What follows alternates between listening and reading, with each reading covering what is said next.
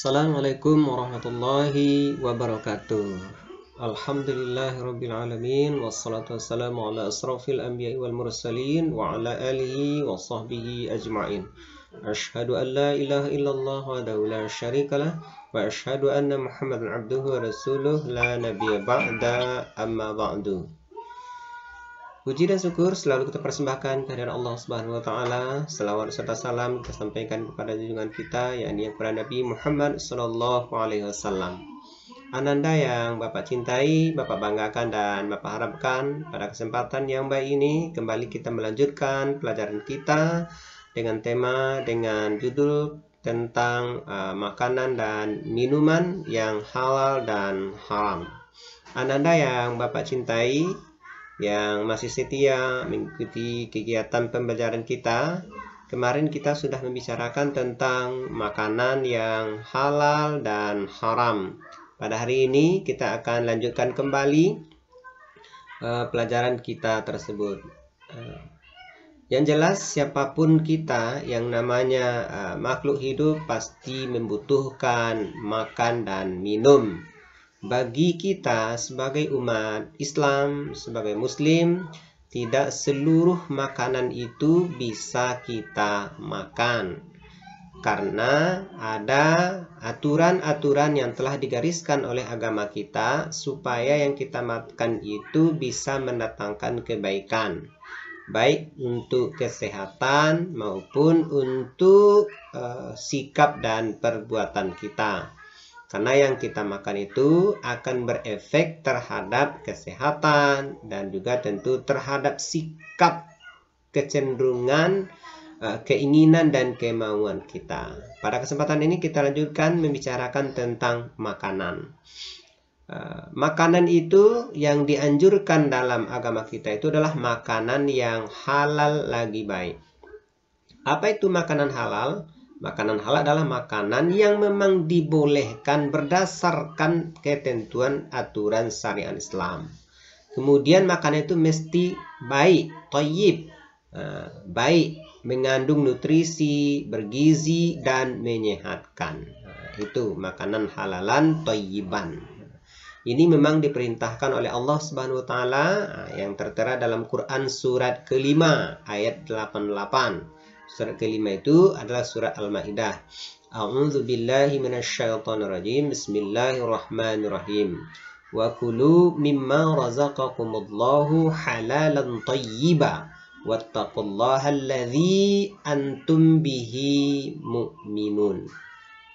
Dan makanlah dari apa yang telah diberikan Allah kepadamu sebagai rezeki yang halal lagi baik, dan bertakwalah kepada Allah yang kamu beriman kepadanya. Kemudian ini ya surat yang kelima juga ayat 3. A'udzubillahi minasyaitonirrajim. Bismillahirrahmanirrahim. Hurrimat 'alaikumul maitatu wad-damu wa lahmul khinzir wa ma uhilla li ghairillahi bihi wal munkhaniqatu wal mawqudatu wal mutaraddiyatu wan natihatu wa ma akalas sab'u illa ma dhakkaitum wa ma dhubiha 'alan nusubi wa an tastaqsimu bil azlam dzalikum fis. Diharamkan bagimu, ini yang memang sudah jelas-jelas diharamkan dalam agama kita, diharamkan bagimu memakan bangkai. Bangkai, seluruh bangkai itu tidak boleh dimakan, kecuali memang ada pengecualian ya dalam hadis Nabi itu, kecuali bangkai ikan dan belalang. Apa maksudnya bangkai? Apakah setelah busuk dimakan? Tidak. Bangkai maksud itu karena ikan dan belalang itu tidak perlu disembelih. Ya. Kemudian diharamkan bagimu memakan bangkai, darah, daging babi maksudnya, dan daging hewan yang disembelih bukan atas nama Allah, yang tercekik, yang terpukul, yang jatuh, yang ditanduk, dan yang diterkam binatang buas, kecuali yang sempat kamu sembelih. Dan diharamkan pula yang disembelih untuk berhala. Diharamkan pula mengundi nasib dengan azlam, anak panah, karena itu adalah perbuatan fasik. Nah, ini dia. Nah, ini kembali lagi diingatkan, jenis makanan itu ada yang halal menurut ketentuan agama, haram juga menurut ketentuan agama. Pada umumnya ada 3 kriteria halal. Nah, ini perlu diperhatikan, apa sih tanda-tandanya, apa sih kriteria makanan halal itu. Ya, kriteria makanan itu halal dari cara memperolehnya. Nah, di cara mendapatkan itu dengan cara halal, tidak dengan cara-cara yang haram, tidak dengan cara mencuri, tidak dengan cara menipu, tidak dengan cara yang buruk lainnya.